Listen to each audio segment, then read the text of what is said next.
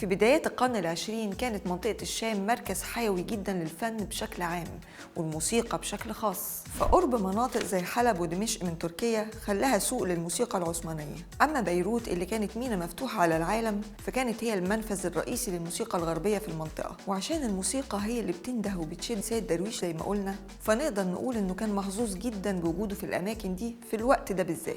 بدأت رحلة سيد درويش للشام سنة 1909 تقريبا، ولحد سنة 1914 اتكررت سفريات سيد درويش لحلب ودمشق وبيروت وفلسطين. وفي حلب تحديدا اتعرف على الموسيقار الكبير الشيخ عثمان الموصلي اللي اتعلم على ايده حاجات كتير من المقامات الشرقية.